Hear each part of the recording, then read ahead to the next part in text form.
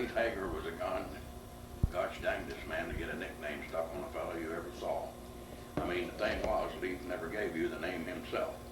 He'd set his sights on you, and he had this knack of coming up with something that was sure to cause the other fellow to do it, and leave Leaf with the credit. Leanberg, bush hog, carbuncle, cowhawk, them some first handles to have to carry to the grave with you. None of us liked them, but we couldn't shed them. And I guess he just about got all of us except Mr. Creighton. And well, we figured Leaf hadn't shied away from Mr. Creighton for 20 years for nothing. I mean, Mr. Creighton just wasn't the sort of man who was easy to put a nickname on. Deserving, but more than a match even for Leaf. I guess that's why it stuck up such an interest around Sarwood the day Leaf started paying Mr. Creighton a little more attention than usual. And when he took to watching his habits and whereabouts, things changed to being right down exciting. Enough to wager a few bets on. Mr. Creighton was a hard case. A little weasel-eyed man who wore glasses thick as a soup spoon, always walked around town wearing a suit, and tied and carried a pearl-handled cane that he'd strop you with if you called him anything but Mr. Creighton. Demanded dignity and claimed respect was due him, and he got it because you knew he was the sort that would call the law on you if you did as much as laid a hand on him. Just uppity the worst you ever saw a man be. Mr. Creighton claimed he had been something and then some back in the days of the 1900s when they were bringing logs down the river and Sarwood was a boom town. There wasn't anyone around to tear down his story since Ringtail Sawyer had died some years ago. The town dried up when the timber went, and most of the timbermen had either left town or stayed on and died off.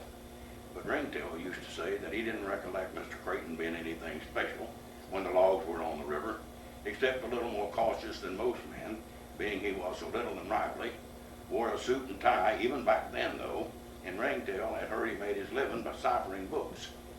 Mr. Creighton had even had his cane back then, Ringtail said, but he hadn't been so ready to strop a man with it as he was now, which figured out all right. I mean, there were half men and half alligators walking the streets back then, rowdy and searching like buzzards for something to pick on. Well, Mr. Creighton had been something, and he had made a little money, and he had known how to hang on to it. He lived with the fool notion that the logs would come again to Sarwood, and the town would boom. He still claimed he'd be in on the first log and make a sack of money, and it took nerve to believe that. Meanwhile, he just went around stropping you with his cane if he didn't watch out and being called Mr. Creighton. Well, the man who took the blunt of the blows from Mr. Creighton was Beans Dawson. Beans had the only restaurant in Sarwood that run full time, and it was where Mr. Creighton ate 3 meals a day. Beans had mostly beans on his menu. In one form or another, it was beans for breakfast, beans for dinner, and beans for supper. I mean, that's what you got if you made it through 3 meals a day. Aside from Mr. Creighton, Beans took what little trade he had from people passing through. I guess being set in his ways was the worst fault Beans had. He had speculated by buying up a wagon load of commodity beans when the government had passed them out to the people during the 30s, and had set his mind to getting his money back. It couldn't have been much money, not nearly as much as Beans claimed. I mean, the people got the beans for nothing towards the end, twice as many as they needed, since the government claimed it cost more to transport the beans out when it was over than it did to leave them in. And the people sold the beans to Beans for little or nothing. Well, Beans had done all he could as far as beans were concerned. He had spent most of his time since the 30s trying to come up with different ways he could serve them. He boiled them, baked them, roasted them, fried them, and even had a fancy little dish he called bean souffle. I don't think it ever really amounted to much. I mean, a bean ain't much to work with, especially a white one. Having Mr. Creighton for a steady customer for so many years wasn't an easy life. Mr. Creighton ate like a canary bird, which didn't make a dent in the beans, and he was picky, demanding of respect, and slung insults at Beans every which way over what he did eat. Mr. Creighton claimed that it was he who was mostly keeping Beans from having to close his doors, and that entitled him to more than he ever got. To say nothing of helping Beans get rid of a bad speculation he had made back in the 30s. Catching Mr. Creighton's habits or whereabouts wasn't hard to do. He lived mostly alone in a big 30-room building that stood over near the river and had been a hotel back when the logs were on the river. Finest this side of Louisville and Cincinnati, they said. He had a room on the top floor where where he could look out over things and complain once in a while about the mission that opened up sometimes on the first floor, where the saloon used to be, claiming the noise kept him awake nights. He was up every morning at 6, dressed in his suit and tie by 6:30, and on his way to eat breakfast by 6:45. It all put a considerable strain on Beans, since he had always wanted to sleep late and didn't like frying beans that early in the morning. But Mr. Creighton was a steady customer and had the money to pay, and Beans had made the speculation. The thing was, Beans couldn't set a plate out to Mr. Creighton like he would to an ordinary customer, and ought to have had the right to do, being that he owned the restaurant and all. Each morning it was the same ritual. He had to stand beside Mr. Creighton's table like he was nothing but a common waiter instead of the owner of the place, waiting for Mr. Creighton to scan the menu as if it had been written up when it was the same menu he had been looking over for years. And none of this was at the counter where the singles and strays who came in to eat sat. Mr. Creighton would have to dirty a table that Beans tried to keep clean in case families ever stopped, and he'd prop his feet on the rungs of the chair, which scarred it considerably, stick out his little chest and say, "I think I'll have fried beans and coffee," and there'd go Beans' clean tablecloth. Beans would take the order, and then he'd have to make a trip to the counter to get a newspaper that had come out from Cincinnati so long back that the pages had yellowed, and hand it to Mr. Creighton to read while he sipped at his coffee and waited for the beans. Mr. Creighton squinted at the paper through the soup thick glasses like the news was hot enough to burn. When the beans were served, he'd hand 4 beans the paperback and sling insults. "Why don't you get a newspaper that's got something in it?" They don't know nothing about putting out a paper down there in Cincinnati. They're even dumb enough to say that the logs are gone from the river for good. That's how much they know about it. Well, like I said, Leaf had at long last put his eye on Mr. Creighton, and the way it turned out, he made his first move at being to Dawson's. Leaf lived outside of town on Paddle Creek, and one morning while he was coming to town with a bucket of berries to sell, he stopped along the creek, spotted a coot bird swimming in the water, and blowed its head and right leg off with one shot. He poled it to the bank and looked it over. "Well, you look something like a duck," he apologized. Then Leaf set about to dress that bird up a little. He picked it, clean as a creek gravel, and brought it in to Beans Dawson's restaurant. "Yep," he says to Beans, "he's a fine-looking duck, fresh and right out of my own stock. He's sort of small, ain't he?" Beans said. "Small and tender as a bloodroot," Leaf said. "A little bird like this sure would lay down the hackles of a rowdy customer." I guess that part about laying down the hackles done it. Beans was all smiles. He had just the right customer in mind. Yes, sir, Mr. Creighton. He'd not only hang up the old man's cane, but he'd give the old man something that would stay with him for a while. He'd do this bird up right, serve him under glass, like he had heard the old man say they did in the swanky places in Cincinnati and Louisville, and sometimes as far north as Boston, Mr. Creighton had said. It took Beans all morning to fix the bird, but he was ready and making a trotting noise across the boards of the counter with his fingers when Mr. Creighton walked in at noon, swinging his cane and looking around like he was searching for something to swing at. Beans waited until Mr. Creighton was seated, since you chanced to blow from the cane if you approached him with his order beforehand, and he handed him the menu. A menu that had the beans dropped to the bottom, while taking up the center of the sheet was roast duck under glass. Well, I guess Beans was really expecting something from Mr. Creighton, and all he got was a big letdown. I mean, Mr. Creighton just demanded the morning paper and said, "Hey, God, Beans, I see my coming in here 3 times a day for the past 20 years has rubbed off some on you. I'll have that roast duck under glass and hope that my stomach can adjust to the change." Beans brought the small bird out on a tray and under a large fishbowl beer mug, which was the best he could find. And then he walked back to the counter to figure up the bill. Now and then he glanced at Mr. Creighton, hoping to see some sort of appreciation on his face. And finally, he saw Mr. Creighton looking deadpan straight ahead and waving him over to the table with his little bird-claw finger. Beans hurried over. "Something wrong?" Beans asked. "This here duck," Mr. Creighton said, pointing his fork now at it. "Unless my eyesight fails me, I see only one leg sticking up from this bird. You wouldn't be trying to pass a cripple off on me, would you?" And Beans looked at the one puny leg on the bird You ain't the only one that eats here. Some of my other customers like duck too. Mr. Creighton said, you get this straight. When I order duck, I ain't looking for scrappings. If you sold off part of this duck, you should have let the neck go. Leg is choice. Don't you forget that I'm the best customer you got.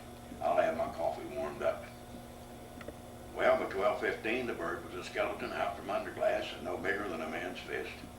At 12:20, Mr. Creighton walked out of the restaurant right on time, and Leaf was there, leaned up against the front of the building. "How do you do, Mr. Creighton?" Leaf said with a respectful air. "And how are you feeling today?" "Never better, thank you," Mr. Creighton said, twirling the cane with one hand and patting his stomach with the other. "Just the way a man should feel that's been eating beans for 20 years and then dines on duck under glass. And how are you feeling today?" "Better than usual," Leaf said. "I've sold off a bucket of berries and a coot bird already today, and the sun's still new high." "A coot bird," Mr. Creighton said. "Who in the world would buy a coot bird?" "Well," Leaf said, "Matty Tolliver took the berries, and Beans Dawson the coot bird." "Beans Dawson the coot bird," Mr. Creighton said. "Promised it to him the other day," Leaf said. "Beans says to me last Thursday, 'Leaf, bring me in a good-sized bird corpse when you can. I got these big river rats coming up from the river, again trying to gnaw into the room where I keep my beans stored. I'll soak the bird in pison and get rid of a few of them. That ought to do it,' I says to Beans. Well, I brought the corpse in this morning, caught me a good-sized coot swimming in the backwaters over on Paddle Creek, and blowed his head and right leg off with one shot. Long shot, too. Dressed out just like a little duck." "The right leg off," Mr. Creighton said, leaning against the building. "Are you sure about the right leg and the way he dressed out?" "Well, yes," Leaf said. "I remember particularly the fuss Beans made over the bird's having one leg gone. I couldn't see that it ought to make a difference, but Beans said the rats were coming in plenty, and he wanted to do this job upright." Mr. Creighton was trembling now, holding to the cane and building for support. He was as pale as a summer cloud. "Why, Mr. Creighton," Leaf said, "ain't you feeling well?" Turned awful white all of a sudden. "Get me to the doctor, young man," Mr. Creighton said. "I've just been pisoned." "Pisoned?" Leaf said. "What makes you think that?" "Don't argue with me at a time like this," Mr. Creighton said, trying to raise the cane but dropping it back for support. "Beans Dawson has poisoned me on a coot bird, passed it off as duck. Probably had it planned for years now. Not a respectable bone in his body. Hurry the doctor, quick." "But it could have been a duck," Leaf said. "Of course, Beans has been acting funny here lately, but he surely wouldn't go to something like that." "A duck with its right leg gone," Mr. Creighton said, trying to wobble off. "Why, it wasn't no bigger than a mud hen." "We better get started," Leaf said. Well, the doctor in Sourwood met one man, Tom Dinkle. Butcher Dinkle he was when his back was turned, or you wasn't needing him for ailments. Doctor, lawyer, dentist, preached on the side. You name it, and Dinkle had the shingle to hang up. When you went inside his office, you met his wife sitting behind the desk and acting as his secretary. Her name was Miss Rankins. Well, she was on duty, which was her maiden name, because Dinkle thought a secretary ought to be some removed from the boss. It was more businesslike and worked out better all around. And it was the secretary's job to check out anyone that came in the door.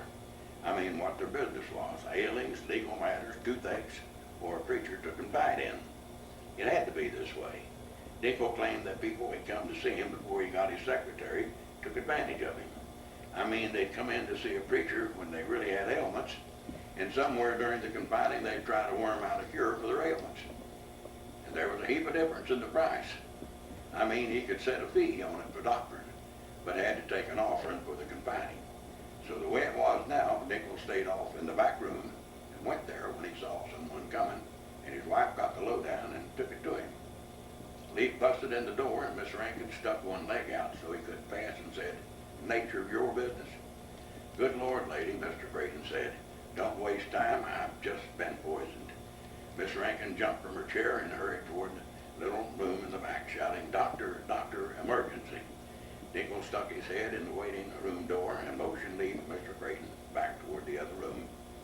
Mr. Creighton was wobbling something awful now, and Leaf staggered with him, got him to the room, and dropped him down in a chair.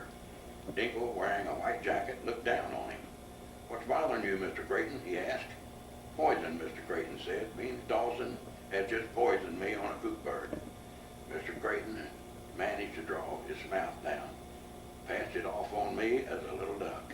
Well, Dinkle said, you don't look like a man what's been poisoned to me. How can you tell from up there, Mr. Creighton asked.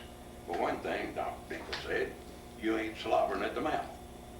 And it looked for a minute like Mr. Creighton might get a heap better.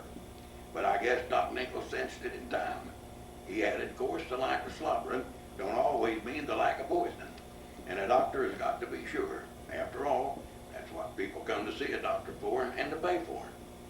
And with Mr. Creighton trying to break Dinkle's neck hold, Dinkle poured a half pint of castor oil down him. Mr. Creighton shook his head a few times, like a chicken trying to knock something loose that's stuck in its bill.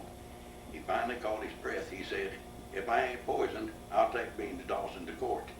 There's a law against trying to poison a man, ain't there? And he was looking at Doc Dinkle. Well, now, Doc Dinkle said, that's a little out of my line of doctrine. I'd say you ought to check that out with a lawyer. Maybe it should, Mr. Creighton said. And Doc Dinkle had shed his coat, put on thick glasses, and pulled up a chair. Now then, he said, let's see what case we got. Well, he passed the coot bird off on me as a duck. That's one thing, Mr. Creighton said. Dinkle rubbed his chin and studied. Finally, he said, well, it ain't all that easy. You ain't given me much to handle your case with. I mean, after all, you ate up the only evidence we had. You ate the better part of the bird, and if I know Dawson, he's already souped the bones into nothing. Mr. Creighton was shuffling his shoes on the floor now. Well, what can I do? He asked, desperate. It appears to me you got some confiding to do, Dinkle said. You might as well have a look at your teeth while you're in here, too. But confiding is always personal with me, just as it ought to be.